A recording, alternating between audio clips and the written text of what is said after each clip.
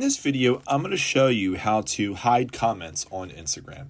So let's say you're in a position where you have comments on a post and you just want to hide them. You don't want someone to see them for whatever reason they may be. So what you want to do is go to your Instagram and then just go to your profile page.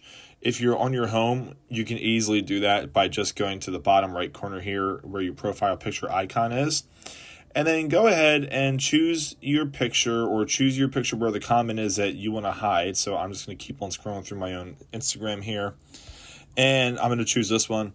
So to get to your comments, all you need to do is click the comments icon underneath your post, underneath your picture.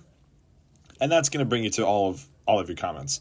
So if you want to hide one, the only real thing you need to do is go ahead and click hide.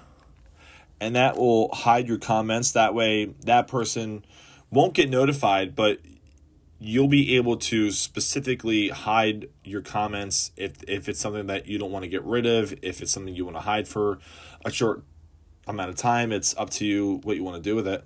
And that's it. It's that simple. That is how you would go about hiding comments on your Instagram post. So I guess I hope you guys found this useful, and we'll see you in the next video.